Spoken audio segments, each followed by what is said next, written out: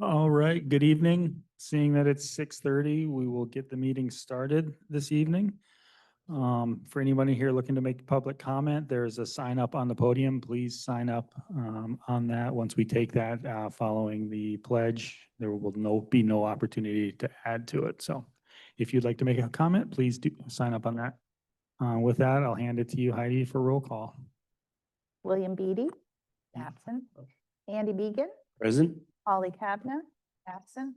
Jessica Damon, absent. Tony Goncalves, Here. Gregory Greenleaf, Present. Hudson Hayward, Present. Mary Hobson, Here. Haley Kulis, Here. Ryan Larson, Here. Jim Moulton is absent. Kim Pacelli, Here. Amy Spelke, here. Frank Wright, Present. two student board, Ashby and Will. Okay, thank you. Please join me in the Pledge of Allegiance. I pledge allegiance to the republic for which it stands, under God, indivisible, with liberty and justice for all. That was a little confusing, sorry. No. Yeah. All right, next we have adjustments to the agenda. There were a few items added over the course of the last hour. Nothing of real, controversy or challenge or difficult issues, but we just want to make sure we're calling those out for you. Here, Hudson, are you able to? I move to accept the adjustments to the agenda. Second. All right, any questions? Seeing none, all those in favor? Opposed? And that's unanimous. Thank you.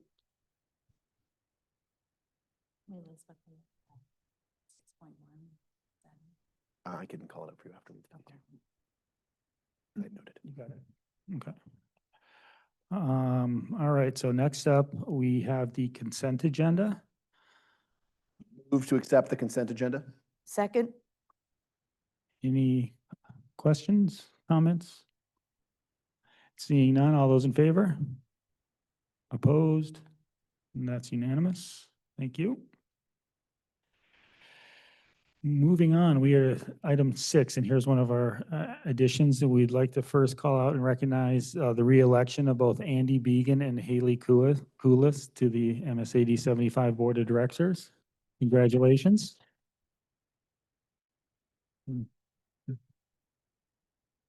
Thank you both for running again and for your commitment to the district. It's much appreciated. Item 7 is board announcements and correspondence. We have none tonight.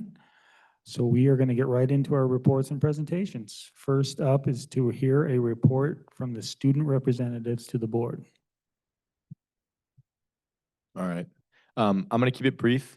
A few past things. The Pie Run was really successful as a fundraiser for the senior class. And there's, I believe, a student's parent meeting to look at prom. I also believe that our prom location has been picked out and the money has gone in. We're just waiting to hear back about how all that works. And it will be, as far as I know, the Brunswick Golf Course location, which classes have used in the past. Will and I will be here for a short period today because we have to head back to rehearsal for the Book of Will, which will take place on December 5th, 6th, and 7th in the Orion. And it's going to be great. Winter sports are starting this week. Most of them are starting on Monday. I think that the hockey program has already started with their joint thing with Lewiston. I know that indoor track is beginning, basketball is beginning, and as far as I know, tryouts and communication has been really clean and clear. Just bringing light to that because communication between the students and, for lack of a better word, administration has been trivial this year. But it seems that almost everyone has gotten the information they need to sign up for these things. There's also a new sign-up website, I think, that's being used for sports. But again, that communication has been really clear and it's super easy to navigate. So as far as I know, no students are having any difficulties with that. All right, good evening. I guess I'll speak a little bit more about communication between students and administration. These past few weeks, we've had some really great conversations with Dr. Hoffman about increasing communication between student representatives to the school board and members of the high school student senate to raise awareness about various district-wide issues and bring them to the school board. One of those is addressing the lack of students receiving messages on Student Square, which is something that I spoke about during the last meeting. So I spoke to Dr. Hoffman, and we've confirmed that students aren't getting all Student Square messages, and that's something that we're currently addressing on the school-wide level. And I'm wondering if it might be appropriate to ask for parent feedback through a survey to confirm their experiences or any of the negatives that they have had with the Parent Square app. And just some general updates. We welcomed our new NHS inductees earlier this week. The great work has already begun. We helped serve dinner to parents tonight during parent-teacher conferences. That was very successful. I know the teachers were very grateful for that. I want to congratulate the field hockey team for their historic season. And as Ashby said, we've got the winter season coming up next week. And we've got some great civic participation going on with the Can We project. They held their mock election a couple of weeks ago. And that was very exciting to see that so many people partook. So yeah, that's it. Thank you. Yeah, that's it. Thank you both for that update. Will, a bit of a tangential question. If the board were to nominate you to be on the calendar committee for this year, would you be willing to accept that later in the meeting since you won't be here? I would love that. All right, Yeah. excellent. And Ashby, I only overlook you because he'll be here next year and you won't. Yeah, thank you. All right, and seeing no more questions, thank you guys very much for working this into your busy day and sharing some information with us tonight. Much appreciated. So have a great rehearsal. Thank you. Yeah. All right, so next up, we're going to have a presentation on pre-K from Rick Diedick, the principal at Woodside School. And I don't know if you want to say anything coming into this, Heidi, or we'll just let Rick take it away. All right, have at it, Rick.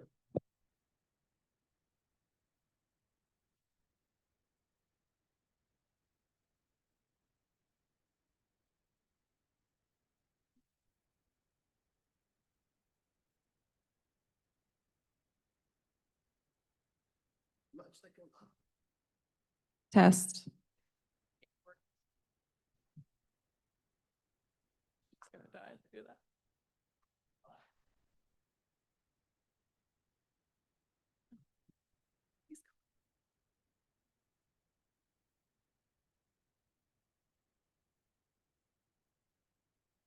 Well, thank you, everyone. Thank you, Dr. Hersey and Dr. O'Leary for inviting us up. This was Heidi's idea to have us do a quick presentation about the new pre-K program at Woodside School.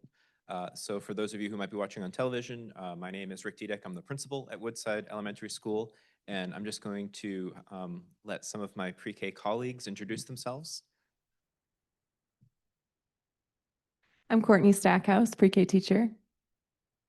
I'm Maggie Fitzpatrick. I'm the special ed para in the classroom.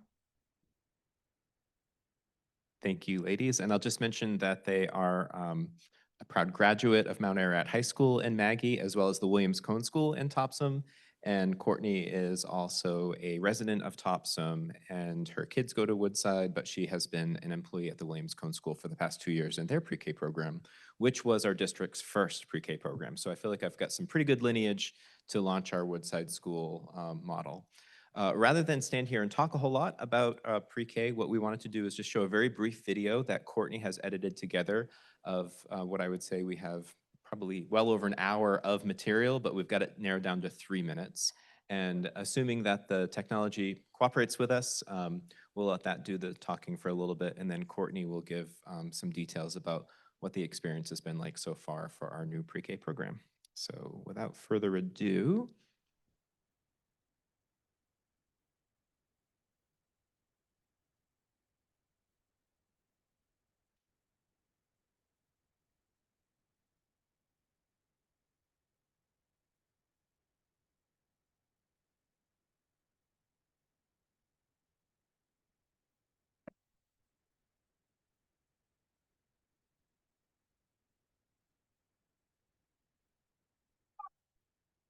What's that? We gotta get it out. Yeah.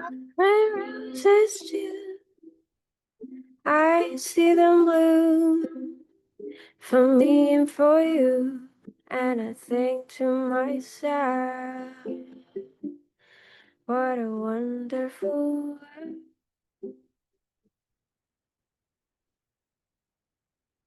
I see skies are blue, clouds so white, bright blessed day, and dark sacred night. And I think to myself, what a wonderful world. The colors of a rainbow, so pretty in the sky, and also on the faces of people going by. I see friends shaking hands, saying, how do you do? They're really saying, I love you. I hear babies crying, I watch them grow. They'll learn so much more than I'll ever know. And I think to myself, what a wonderful world. We want to get them outside. Yeah, once it's a little bit warmer, we can get them outside. Think to myself, Yeah. why It's okay. wonderful world.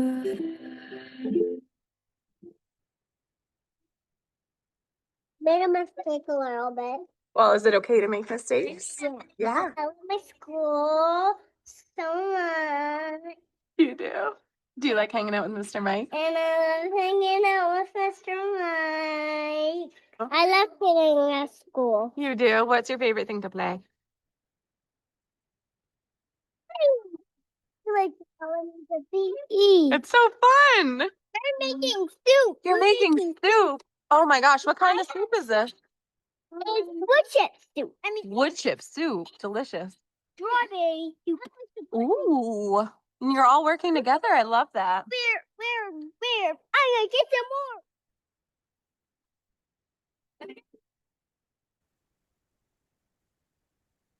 well, it's really my pleasure to introduce Courtney to say more about the kindergarten program. I'll just sort of say by the numbers, Woodside has 2 classrooms set up for pre-K this year, both funded through the state, through the support of our partnership with Child Development Services and through the hard work of our special ed director, Amy Hall, and Dr. Hersey, and all the administrators who've come together to make it possible to grow our pre-K program. We've got about 15 students in our regular ed pre-K, 7 students in our functional life skills pre-K. We try to integrate those kids together on our common playground space. Of course, there's many things that we think about that we could grow and develop in the future, but for right now, let's just celebrate these first 3 months. And I'd like Courtney to kind of put some words into context for you so you can hear from the experts what this pre-K program is really all about. Thank you. Right. So after watching even a couple minutes of our pre-K life, I hope you felt what we see every single day in our classroom. The joy, the curiosity, the small moments of bravery, and all the magic in the small moments. Of course, this is a highlight reel. It doesn't include the hard times, which we definitely have. But luckily, pre-K exists to provide that place for them to work through those tricky moments. And luckily, I have Maggie and Jen with me to help with that too. But they have huge emotions being 4 years old, so it's a great place for them to work through those. A common misconception about pre-K is that it's just play or that it's just a warm-up before kindergarten. We play, yes, but it's deeper than that. Pre-K is truly a foundation academically, socially, emotionally. It shapes how children see themselves as learners for years to come. We've seen students who entered in August unsure, shy, overwhelmed, not just the teachers, who are now seeking out friendships, they're taking risks on the playground, and they're blossoming in so many ways. They're getting outside in their little yellow rain suits, which are the cutest little things, to go for a hike. Shout out to our custodian, Mr. Mike, for always being down to guide us. He's been really great about helping. They're outside splashing in puddles. They're working together to make wood chip soup. And they are just being kids, which is so important.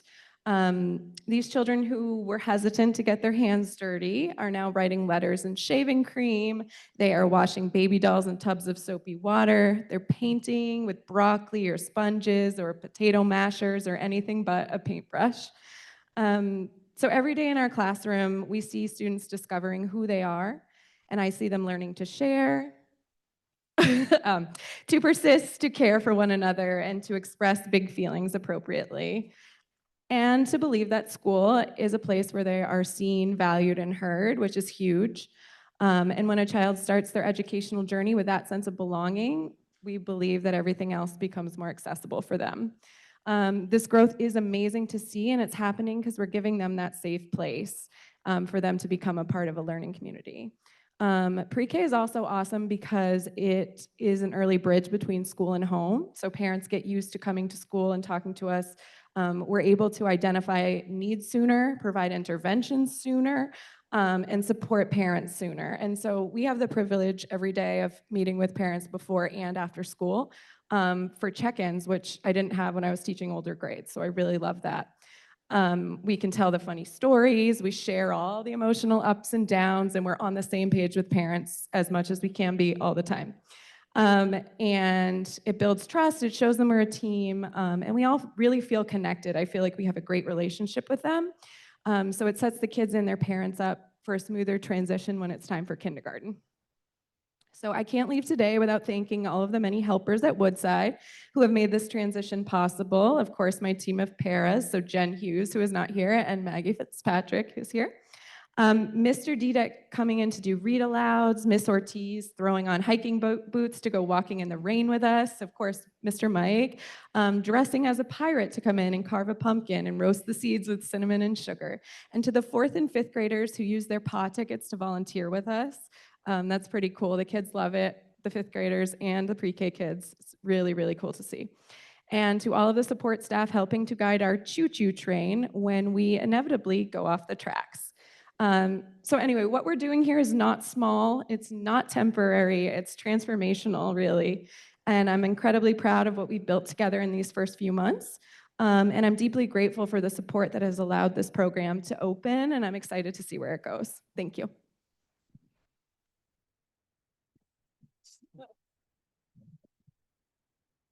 Well, that's all that we have for you tonight, but if there are any questions from the board, we're happy to field any.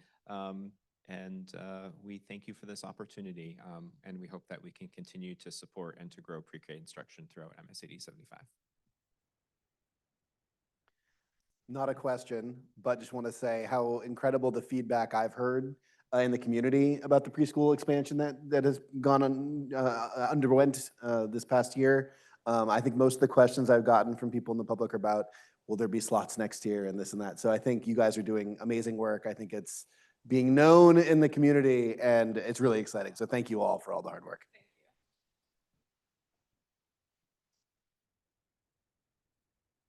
Okay, well, thank you all for this opportunity and happy to come back anytime. Thank you guys very much. This was great.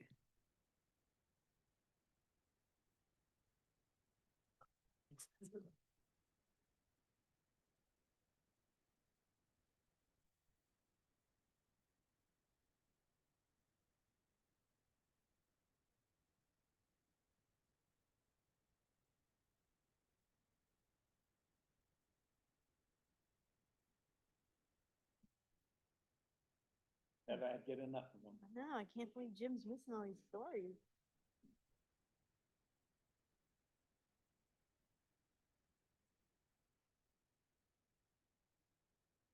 All right, this is gonna be a tough act to follow, but we're gonna bring up Evan, our business manager here, to give us a business update next.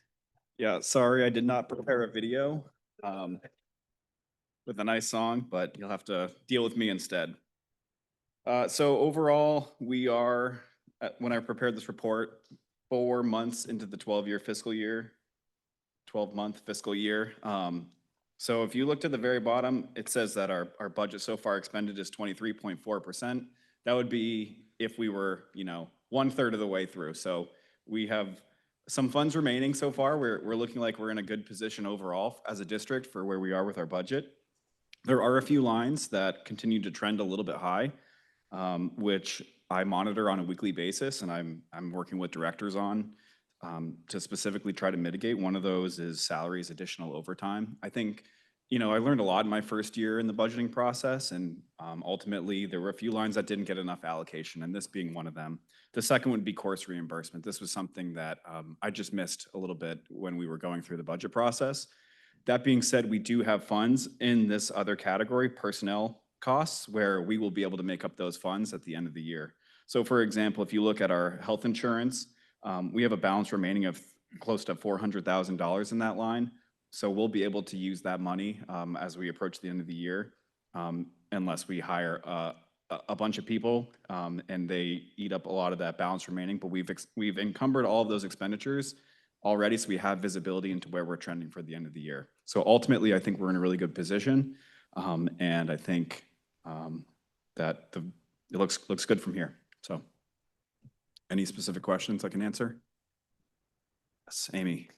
I never noticed the line item before. Oh, I don't know if we've ever seen this laid out like this, so thank you for that. The health insurance cash alternative, it looks like nobody has taken advantage of that. Do you know if it's in the past it's been used, or is this something that has never been selected? That's a great question. So the teachers and support staff have the opportunity to submit their forms for health insurance cashback by September 1st. But because the first 2 months of the school year are a really busy time for my office, we don't process these health insurance cashback payments until right in this month of November. So the next time I present the financial report, you'll see that number partially expended. Not all the way, but we will see some money taken out of those lines. Some people that choose it. There are some people that choose to take it. It's about $2,500 or so per every person that elects to choose it. And if we overspend that line, it's not a bad thing, because ultimately spending $2,500 is a lot less than health insurance would cost the district. So we'd be overexpending that line, but we'd be saving money in the long run.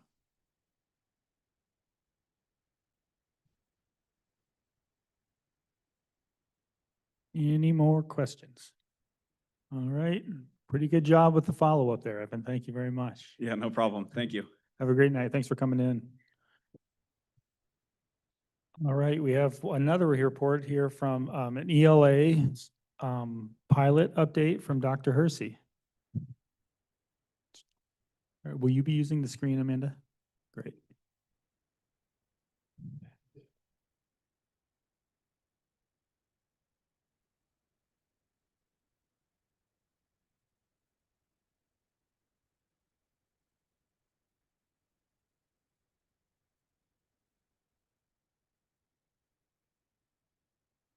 I'm sitting here, but I'm I ended up on the other side.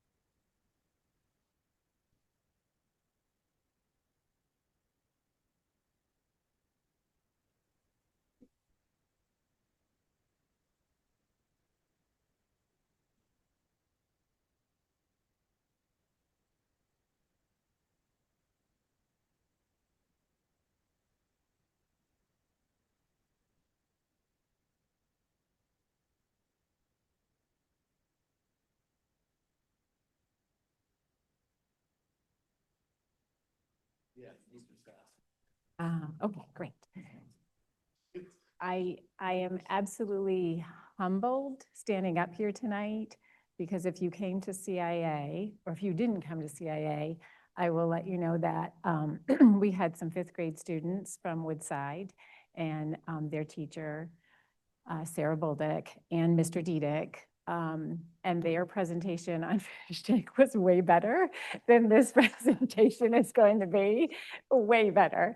And I'm kind of like maybe thinking that I shouldn't even do this presentation, but we're going to walk through it. It's been some time into our school year, and I think it's a really good time to update everybody on the ELA pilot and where we are with that. But I will not be able to provide the insight that our students did who came to CIA. It was incredible. And Mary will talk a little bit more about that in the CIA committee meeting. So just a reminder of what brought us to the ELA pilot that we're conducting right now. Going all the way back to 2023-24 school year, we started an ELA program review. And during that review, some challenges and gaps were identified, and they were enough for us to feel like we needed to do something in terms of a pilot and potentially adopting a new program. We really found that we were lacking some explicit teaching and decoding skills for our struggling readers. The program moved a little too quickly, and we didn't have a lot of clear instruction around vocabulary, conventions, skills at the 3rd through 5th grade level. And even at our 6th through 8th grade level, there was a need to bring in some additional rigor, engagement, and we weren't finding that we were completely aligned with the main learner results. Our previous ELA program was the Lucy Calkins Teachers College program. So we went on a search. We looked at over 16 programs and we landed on, let's not forget though, that it is in our strategic plan that we pilot an ELA program this year. And I also highlighted strategy 3. So strategy 4 is pretty clear that we're going to pilot a KE program, but I highlighted strategy 3 because as we've gone through this program, we have noticed that we're even seeing a lot of focus on the multi-tiered systems of support and how we support all learners in the classroom. I didn't highlight the belonging, school belonging, and the idea that students matter, which is in our strategic plan. But if you heard the students talk tonight who came to our CAA meeting, they said very clearly, and a lot better than I'm going to, that in their class discussions, they feel like they matter. When they're talking, when they're being asked about their perspective, when their peers are listening to them talk about their perspective and maybe counteracting some of that with some evidence from the book that they really feel important, they feel like they matter, they love coming to school. One of them said that they can't wait to get off the bus. And one even said they can't wait for the end of the day because that's when they have reading. So what a wonderful strategy that we're also addressing in our strategic plan with the programs that we've chosen. Oh, that's just a reiteration of that. Whoops. The programs that we chose, and we chose 2 programs for K2, which is called the For Me curriculum that's published by the Department of Ed. And we chose K8, a program called Fish Tank, which is what our students presented on tonight. We have almost half and half piloting. At the K2 level, we have almost half of our teachers piloting For Me and half of them piloting Fish Tank. It's not 50%, but we're close there. So we have a really nice peek into what that's going to look like for our K2 students. And 3-8, we are only piloting fish tank. We wanted, and we chose those programs specifically because they were text rich. So they were grounded in textual conversation. Instruction is explicit and integrated. Both programs are, they have a nice, I want to say like a teacher manual almost that teachers can lean on, but bring their own art of teaching as well. And most importantly, they're evidence-based. And we're really looking at the science of reading, which has grown extensively. And the science of reading is really a body of evidence that we're looking at carefully in terms of how to teach students how to read. And I do have another slide on that. But basically, the essential components for a program that focuses on the science of reading is that we do have explicit instruction, that phonics is present in that curriculum, and we do know that teaching phonics can prevent reading difficulties, and that the programs are parallel with writing. I want to highlight this, and it looks a little small up there, but I hope you can see that. So in the alignment with the science of reading, there basically are two ropes that eventually intertwine, but both are needed. So phonics instruction, very explicit phonics instruction is needed, language comprehension instruction. The For Me and the Fish Tank programs only focus on language comprehension. So if we did not also pilot a phonics program, we wouldn't really be creating the holistic view of reading that we want to create. So we are also piloting two phonics programs. One is at the K2 level, which is UFly, and then another is K5, and that's 95% phonics. So we essentially have an ELA program that we're piloting that focuses on language comprehension, and then an additional word recognition phonics pilot. So we really feel like we are going to eventually come and present to you a really comprehensive reading program that really supports our curriculum and skilled readers. So again, just a rundown, we have kindergarten teachers who are teaching Fish Tank, have completed units 1 through 4 of Fish Tank. Reminder that this is an open source. If you ever want to see these units and the lessons that are in those units, you can go right to their website. It's an open source, and they do have at the kindergarten level, they're very short. They're like 3 to 4 weeks long. So our kindergarten teachers have worked through units 1 through 4. Our first through 8th grade teachers who are piloting Fish Tank have gone through unit 1, and our K2 teachers who are piloting the For Me have also gone through unit 1. So not quite too far into the program, but enough for us to really be able to come and report to you how we feel like we're doing. So we did survey teachers, and the programs didn't have a lot of differences. So I kind of put them all together on this slide, but we're hearing from teachers that both programs have very high engagement, that we feel like we're really building some strong knowledge, and the pacing feels good. Even those kindergarten teachers that have gone through 4 units, the pacing feels really natural. Some things that are new for us, and we're having a lot of conversation around, is that the texts are very rigorous in a good way, but it is new to us that we're presenting the students with some deep text that they are having some really engaging conversations around. And both programs are very scaffolded in terms of differentiation, and having all of our students in that classroom accessing what we call tier 1 intervention, or tier 1 practices. So all students are in the classroom receiving instruction together. At our 3rd through 5th grade level, the teachers said, again, they're seeing that really high rigorous text. They're finally seeing some grammar and writing in there that we felt like we were missing with Teachers College.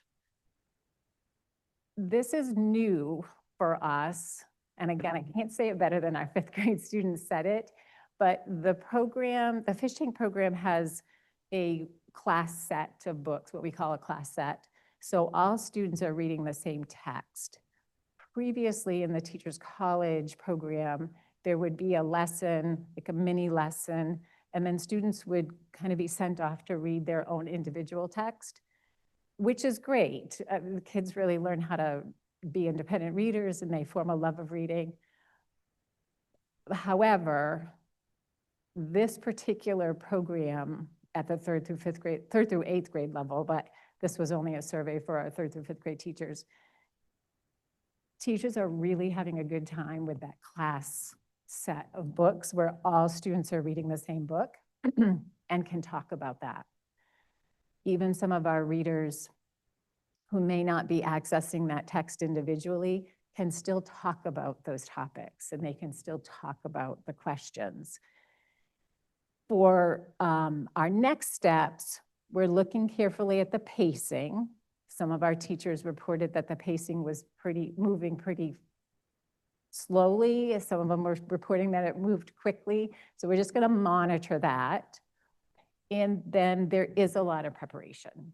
Fish Tank, again, it's an open resource, but doesn't come packaged up like some of our programs that we saw. So the teachers are putting a lot of work into that. And as we look at those complex texts that they're reading, it is requiring teachers to do a lot more planning. We're hearing from them on that, and we're trying to work with our workshop days and our late arrivals to offer them that time. The 6th through 8th grade teachers can't say enough about the engagement level at the middle school. Again, that idea of all the students reading the same book is changing the conversations in the classroom. They're having to look in those books for contextual evidence. So when we think about the different perspectives that might be in the classroom, they're also going and finding that grounded in the text. And the support within the program for those differentiated instructional needs is there. So when we're having inclusive practices where all students of all levels are in the classroom, the program really supports that. Things that we're watching, again, those really rigorous text in a good way, but it's new for us to have rigorous text like that. And then how do we use those scaffolds that are built into the program so that we are having all students be part of that conversation. Amy Hall spoke a couple weeks ago about looking at those schedules and structures. This program allows us to do that. We are going to plug away at this. I think some teachers would come and make a recommendation right now, but we're going to keep working through these units through the winter. We did just take our fall NWE assessment. We'll look at that winter data as well. We had some student work in front of us tonight at the CIA meeting. It's incredible. And then somewhere around March, maybe April, we are going to bring the board a proposal for adopting a program, hopefully. So I wish the 5th graders would have stayed, but you got me. So any questions about that? Mary. So they're all reading the same text, the whole class is reading the same text? Yes, yes, it's a different type of instruction that the teachers are really enjoying. Yeah. It's interesting how things come and go, right, over time. And yes. I do remember when we used to always read the same text. Yes. And then we all went to the individual, well, Teachers College where you had the choice of the text stuff. It's interesting, just, I don't know, like what the data shows in terms of the phonics and the phonics development, which is, I think, really what we're targeting on this. Like, Yeah. I think the Teachers College did a pretty good job with language arts and the writing, but it was the phonics piece, the explicit teaching of system. Yeah. So that I do see how that would be addressed in an all classroom book. But anyway, it's just interesting. I think sometimes having kids be able to choose their own books in a group is fun, but. I want to back up on that. In all of our classrooms, there is still independent reading time where students are choosing books. They have their book boxes. They have their independent books that they're reading. So both of the programs still have independent reading time built into that schedule. But the piece that's different is that along with independent reading, there's that class set of books that they're reading 2nd through 8th grade. K1 is all read alouds, but 2nd through 8th grade, students do have their own, the class set of books that they're reading and then talking about. So, and it allows for that differentiated instruction because you have all students. Yes, yep, yeah. Hudson. I really appreciated seeing you talk about how this intertwines quite literally with the phonics work that you've been doing. And it was last year, if I remember correctly, we had a couple of different phonics pilots that were continuing through this year. Yes. But it's cool seeing how that works together to build a stronger literacy program across the board.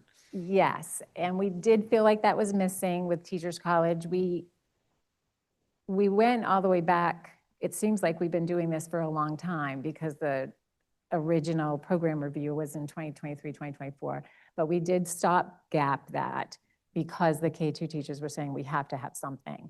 And so we did pilot a program called UFly that's still in the district. We do have teachers still using that.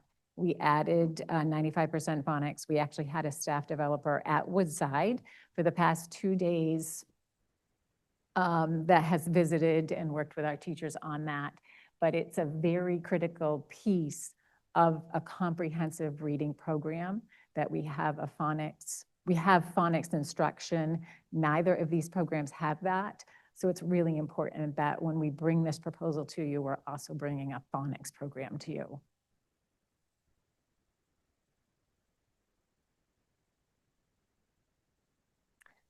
It wasn't as good as the kids, was it, Mary? It was good though, Amanda. Thank you. The kids were amazing, but this was great. Thank you.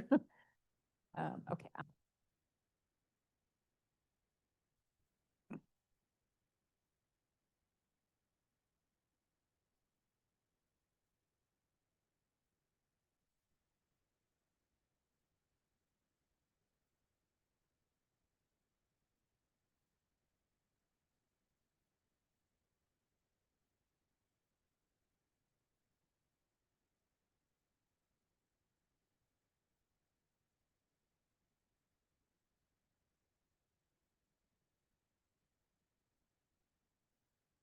All right, we will keep the show rolling. So next we have superintendent's report.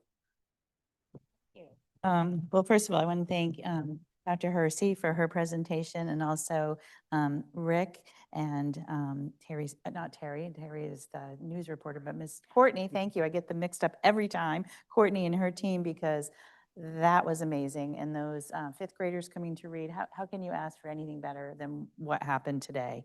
So that is why we're here. And I just am so proud of all of them.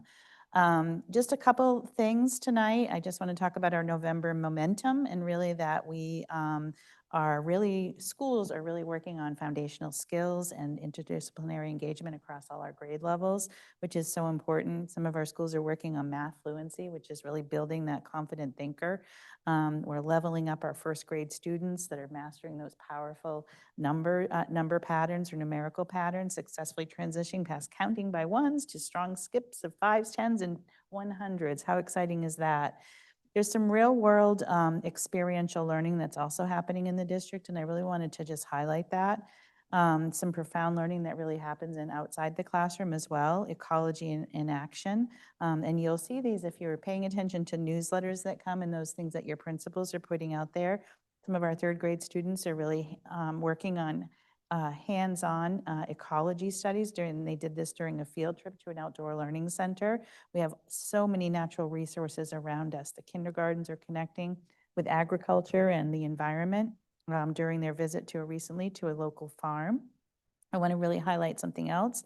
Our Community Pathways program at the high school is working on becoming more green and using advanced technology and environmental stewardship skills. That's happening. But also recently, Sean Johansson participated in what we call the Green Schools Symposium, which was the state's first one to hold that. And really, it was a groundbreaking event that celebrates climate education and sustainability. And he was one of the panel members. And so it was an invitation to leadership and to teachers, and really just talking about innovative cases and studies on systemic change at the school level. So we have somebody that's involved in that.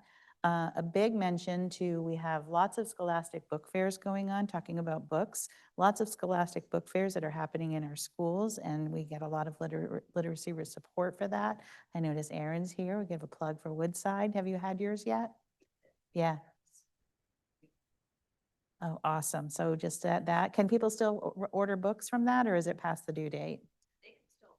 Yeah, that's great. Awesome. So that's really it in a nutshell. I just wanted to highlight some real awesome academic things that are going on in the communities and our schools, and just hoping that you're reading our newsletters, because our principals spend a lot of time putting that together so that you know what's happening in our schools. So that's what I have tonight. All right, thanks a lot, Heidi. Next up, we have the board chairs report. First, I would just like to add to the kind of accolades for the presentation at CIA this evening. It was great to see the impact that the program is having on the kids, and we kind of heard that in their writing and reading. But also to just see the kids, the type of kids that are being developed in the schools here is awesome. They were great. I mean, fifth graders that were just well-spoken, very confident kids that stood up and walked us through what they were up to and shared their opinions very confidently. It was really neat to see. So thank you guys for doing that tonight. And sorry, Jim missed it. We thought of you tonight, Jim. We know you're having fun, so. And the next thing I wanted to talk about too is just a quick update on our upcoming workshop. So we have a workshop scheduled for December 2nd at 6 o'clock. I believe we're going to be in the forum, but we're confirming that for sure. And what we're going to be doing is bringing in Robbie Feinberg from the MSMA, MSBA, to give us a presentation on understanding the legislative process. And we've asked him for a little bit more insight too on like how to influence, how to partner with other districts and things to help advocate for change or things that we need to see to help us lead the most successful district that we can. So, and partnering with Augusta and different things that are going on there. So excited about that. It's going to be a 60 to 75-minute presentation, it looks like, and then there'll be some time to talk about it and ask Robbie lots of questions. So that'll be a good one. And with that, I am going to hand it off. We'll work through some committee reports, and we'll start with finance. Yes, so on Monday, we had our Finance Committee Public Forum. While the attendance was disappointing, no one came. Evan was there ready with a really good, tight presentation on the basics on school budget process and controlling factors, essentially. I included a copy of the visual part of his presentation in the agenda for you all to look at, and I believe we'll be putting it on the website as well. But it was great. So despite the fact that no one attended, I asked Evan to present to camera verbally his presentation, which he did. So we'll have that recording available, and I think we could link that on the website as well. So it's something we can both push out and just have available for everybody in the public to just, if they don't like reading a PowerPoint, they can have Evan guide it through. But it was really good. So I feel positive about the practice that we've been doing these last several years about having this forum. And I was thinking about it, and I suspect that the facilities master plan has really eaten some of that oxygen. which is a good thing because honestly, like that's an area where the public input is the most important right now. So I don't think it's a zero-sum game, but I think that I suspect a lot of our public input and energy is going towards that, which is probably more valuable as far as public energy at the moment. So I suspect next year when we're not undergoing a big master facilities plan, we will have better attendance again. But it was really good, short and sweet, and I look forward to prepping the rest of the season at our December meeting. It'll be good. Awesome. Thank you, Hudson. Yeah, and this weekly winner of committee chair for a day is Mary Hobson, who willingly filled in for Jim today at CIA, so she'll have an update for us. Yep. So this was a fun meeting to just be the first, to be a visiting chair, because we had it was really funny when I first came in, a whole parade of students and parents, teachers were all coming in. I'm like, wow, what is going on here? And it was really cute. They were pretty awesome. They came in and we talked about the fish tank program for the 5th graders.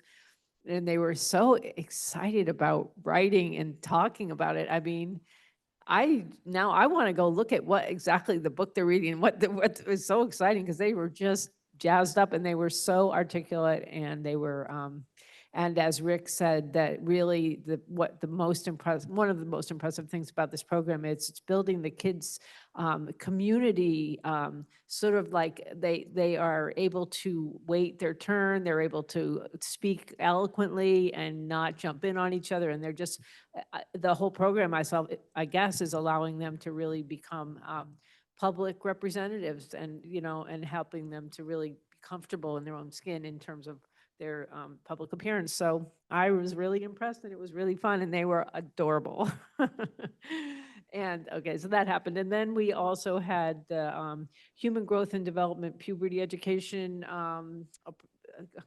sort of brought to us in terms of a presentation. And that was really good, because I think what it is doing, it's bringing the growth and development education, puberty education, to the 4th graders and the 5th graders, and not just at the middle school level. So it wasn't the 5th grade, but now it's going to the 4th grade, and it's being presented in a way that I feel is accessible to the kids. It's also something that parents, if they wanted to go look at it online, can do that too, because it's in a PowerPoint sort of format.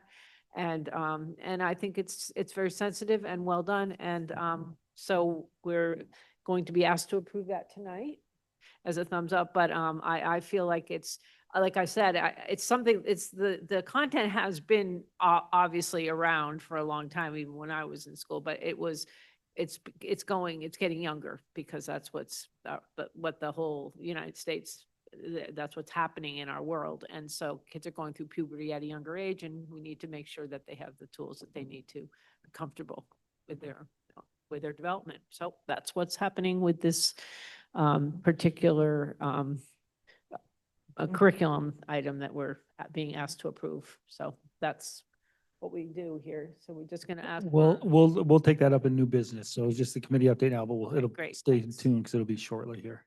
But thank you very much for that and stepping in tonight and doing that. Next up, we have this was added, we missed it in the original agenda, I apologize, but a facilities committee update from a meeting this evening. Yeah, I have to apologize, Hudson. I didn't mean to steal any of the thunder from the finance committee, because our facilities forums are rocking the house now. Anyway, we prepared for a forum for Monday, so don't miss out, the 17th, 6 p.m. here at the forum. The agenda will cover an overview of the facilities needs, programming needs, which those are review from the last forum. We got some community feedback, so they're going to summarize that as well.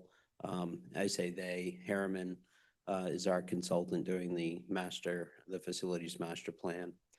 So they got a lot of good community feedback. It's kind of guiding a pile of options to consider. Doesn't mean they're going to be done. It doesn't mean it's going to happen right now. This is just soliciting feedback that's going to be included in the master plan.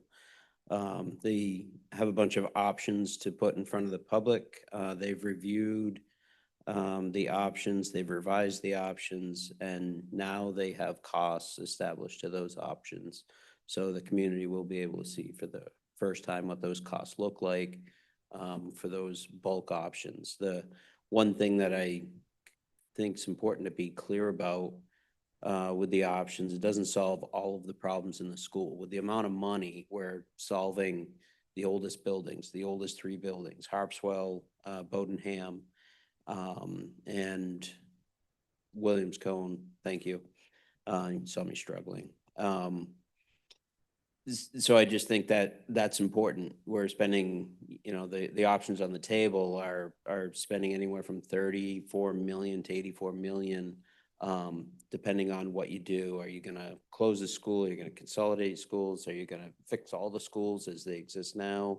So there are a lot of options on the table and a lot of money in dollar value, but it doesn't address needs at buildings like Woodside, for example, or the high school or the middle school, or, so we have to keep in mind that this is, comprehensive long-term planning as well as, big dollars with immediate needs. So I just wanted to point that out. And then December 4th, facilities tour. Sean sent out a date today. So anybody that wants to tour our facilities, we usually do this in planning for the budget season. So the board can go around to all the facilities and take a look at them. It's a full day. It starts usually at Harpswell and ends in, gosh, is it Bowden? We end in Bowden usually. Is it Bodenham's the last one? But yeah, so it's a full day, and it takes all of that to get through it. So plan accordingly, set the date on your calendar if you're interested, but we do have a date, and Sean will put together an agenda for that day. Much like years past, if anybody's interested, we'll get that cycled around to the board soon. So that's all I have. What was the date? December 4th. December 4th. Okay, thanks. And the next master plan forum this coming Monday, that will be on Zoom again, like the previous ones, correct? Yes, and also Heidi's doing a press release to get stuff out, information out as well. I asked only because I attended one via Zoom and it was, because I couldn't make it in person. It was great being able to do that. So just reminding everyone at home that that will be an option. Perfect. All right, thank you very much. Next up, we have old business, and there is none, so we will move on to new business. In new business, the first item we have is to consider action to approve the 4th and 5th grade human growth and development puberty unit lessons and materials. So moved. It's been moved and seconded. Any questions, thoughts? Or do we want to hear any additional info? Amanda, do you have any additional thing you'd like to add to it? Mary went through it pretty well, but definitely welcome to add any more to it. I think that the only thing that we would like to be really transparent with families about is that we will send a letter home prior to the lessons. But a change with the lessons is that it's a whole class presentation with boys and girls in the class together. Right. And that will have an opt-out option That in the will letter have that goes home. option, yes. We'll send those family letters home prior to the lessons. Okay. Thank you. I would just, Yeah, go just ahead. a Yeah. couple other details that I was interested in. This is one lesson for fourth graders and 2 for 5th graders. And they're about an hour long. And that's the extent of the program. It's Yep. pretty contained. It is very And a common. launching pad for future discussions, but it's really not, it's not a whole curriculum. It's 3 classes. These are just lessons. Yeah. Yes, they are just lessons. Excellent. Any additional questions? Seeing none, all those in favor? Opposed? And that was unanimous. Thank you. Thank you for all that tonight. Next up, we have a couple of job descriptions, I believe. So first one is to review and approve transportation administration assistant job description. So moved. Second. All right, it's been moved and seconded. Heidi, I don't know if you have anything you'd like to help us with? So we have been on a quest to update our job descriptions, and Michelle Osmowski, our HR director, has been working to make sure that I bring at least 2 to every single meeting. With a little encouragement, and she was able to do that. So we're just updating the transportation administration assistant, meaning that is our person that works over at the transportation department. And really, that's all it is, just working on the duties that are currently happening rather than the ones that they were doing 20 years ago, that maybe they weren't updated since then. So that's what we're working on for transportation. So this is currently, this position is filled. Currently filled, has been filled, and really only just updating the job description. Any other questions? All right, seeing none, all those in favor? Opposed? And that was unanimous. Excellent, thank you, Heidi. We have the second job description here is to review and approve a K-5 RTI behavior strategist job description. So moved. Second. Job here.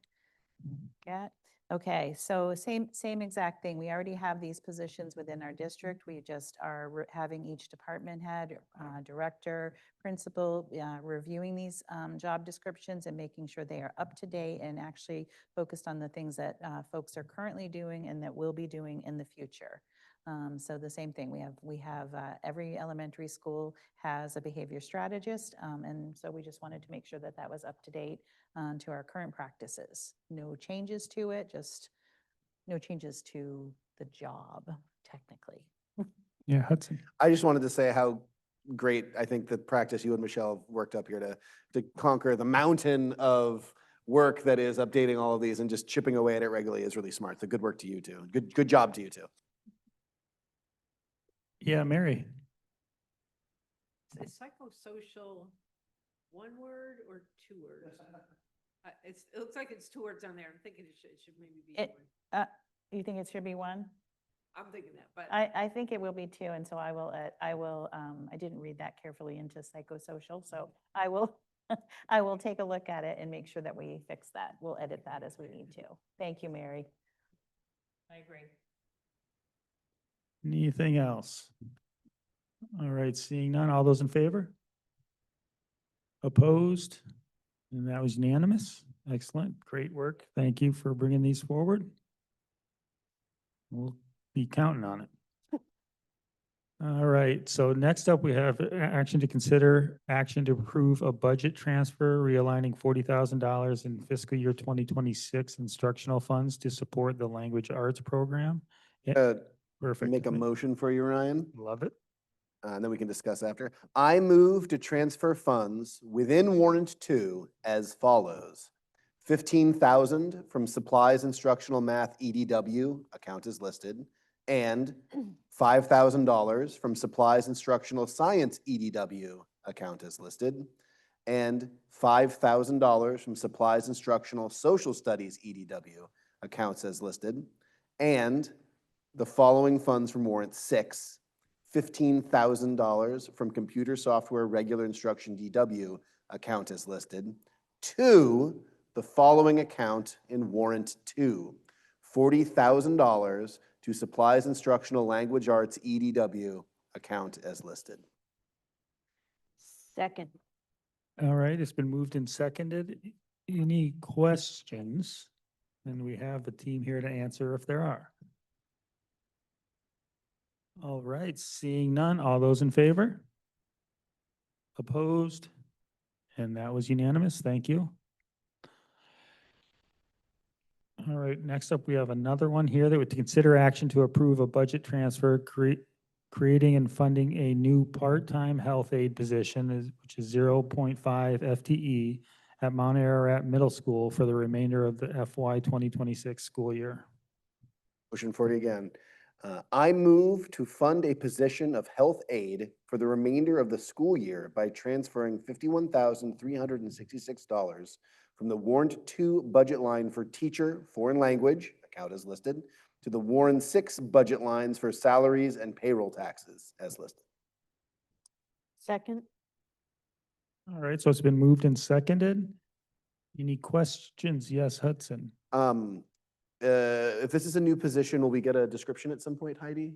It's not a new position. We have health aides throughout the district. Great. We're just adding one new at the one. middle school. Yes, correct. Thank you, Heidi. Any additional questions? Seeing none, all those in favor? Opposed? And that was unanimous. Thank you. Next up, we have a motion to appoint a student representative to the district calendar committee. I nominate Will Aegis. Second. Frank? Yeah, all right. All right, so we have nominated on the floor Will Aegis to be the student representative to the district calendar committee. Any comments, questions?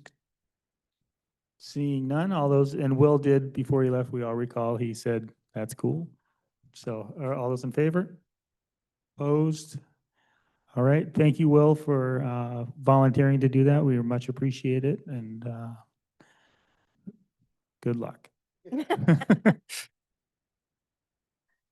All right, so next up, we have calendars and announcements. You'll see that there is a calendar attached, and I think the one thing that I would call out here, which we have done a few times, is just to remind anybody that missed, forgot the date of the next facilities master plan public forum is Monday, the 17th at 6 p.m. here in the forum.